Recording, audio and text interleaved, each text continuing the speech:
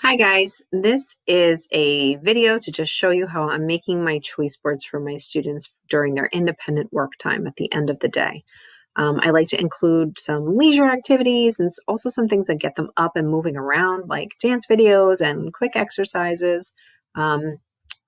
So this is actually my choice board from November, but I just made a copy of it and I just changed the colors and I changed the text at the top just so that they know which month it's for.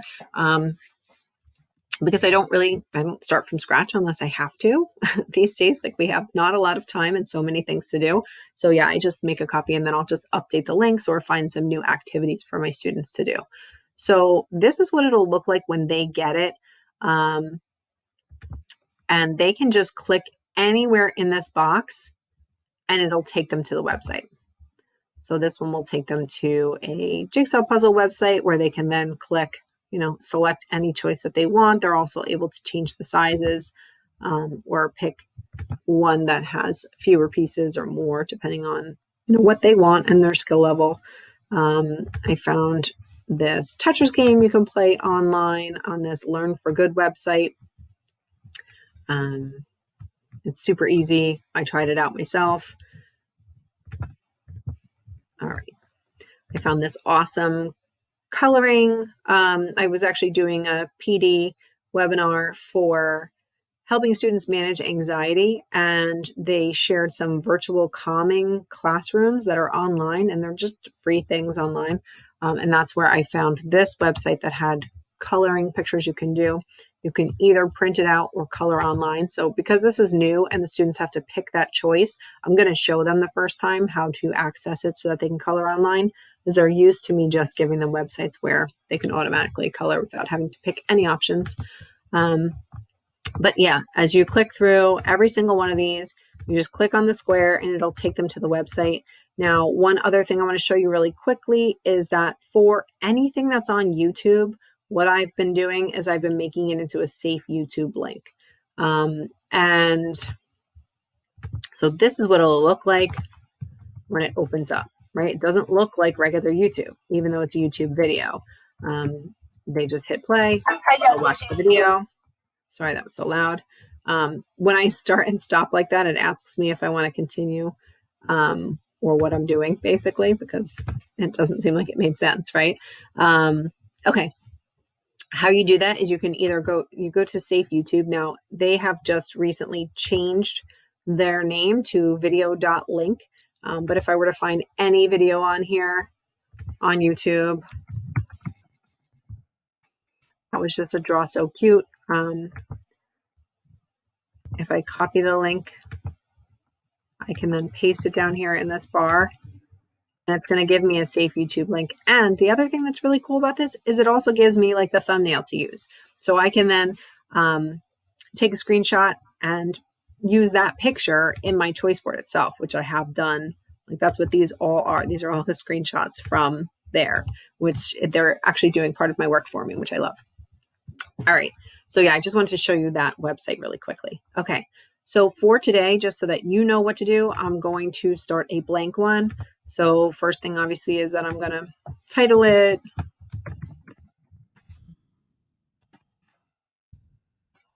I'm not going to go crazy with formatting and fonts and stuff like that right now, because you can certainly make it look any way that you want to, and there is no right way to do that. Okay. The more important part is what I want to get to. So right now you're going to click Insert Table.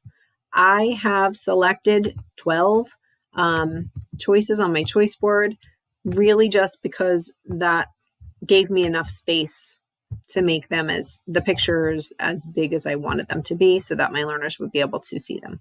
You can make it any amount that you want. All right, so I will change the outline of my boxes so that it's a little bit easier for everyone to see and distinguish, right? That looks a little bit easier. The next thing that I'm going to do is I'm just going to start filling in activities. So let me set up these boxes, I like to format them beforehand so that I'm not wasting so much time going to each individual box and changing the font size or color or boldness or whatever. I just highlight the whole thing so now every single square will look the same. Okay, and I'm going to type in whatever activity I want to do. You can see I have 1,000 tabs open up here because I was pre-selecting some things. All right. So if I wanted them to do a word search, I am just going to type it. The next thing I'm going to do is I'm going to go to my word search website. I'm going to get a picture from this website, right? Or you can just use a generic picture. You can use some clip art if you have it. A lot of times I'll use clip art from Smarty Symbols, or really just depends what I'm working on. Or I might try and find a real picture on Pixabay, just anything so that I'm using content that I'm able to use and showing my students what they're getting. All right, so now I'm set up, right? I have the picture of the activity so that they know what they're clicking on, and I have the word. The next thing that you can do is you can either just insert a link in this text. So you're going to highlight it. You're going to go to the website. You're going to click the link and copy it. Okay, so I'm just clicking up here in this top bar and hitting Control Copy. Then I'm going to go back to my choice board. Since I have already highlighted my text, it's all ready. I'm just going to click on this right here. It says Insert Link. And I'm going to paste it in. Now that is all ready. So if this works for your learners and they're able to just click a link, or if you're able to just teach them, by screen sharing a couple of times and showing them what to do, that's fine. Now, if I click on this, it'll take me to the website. The alternative is to make it look like this, where you can click anywhere in this box, not just on the text, but just anywhere over the box, and it'll take you to the right place. The way that you do that is by inserting a shape. So whenever you insert a shape, it's going to automatically make it, some color. Mine does light gray. Maybe everyone's does, and I don't really know. But when you go to fill color, you can just select transparent, and you can do the same thing for the border. So now it looks like there's nothing there, but there is a shape. So now unless they know to delete that shape and also delete the other information, no one is going to be removing the things that you need from the screen. Because if you're giving your students an editable version in Google Drive so that they're able to, let's say, add a check mark on completed activities, they won't be able to use that feature unless you let them edit it. If it's view only, they will be able to click the links. They just won't be able to add the check mark. So you decide what works best for your class and your students. Okay, that was a little ramble, but so I have my square on here, right? I'm just going to select it. And then I'm going to do the same thing I did before, which is insert a link. So I'm going to come back to my website, Control Copy, Control V, right? And now if they click on this square anywhere, it's going to take them to the website that I want them to go to. All right. I'm going to do it one more time for one more activity just to show you, and then hopefully you're all set. Okay. So if I were to do this,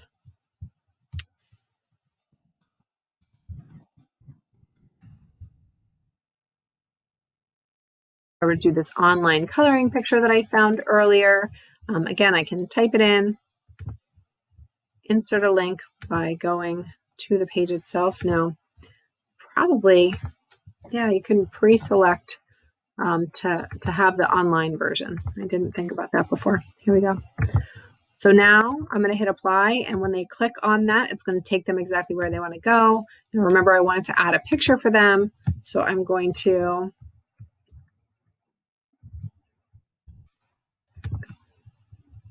I will take a picture of the online one so that they know exactly what it is that their screen should look like. So I'm just going to take another screenshot.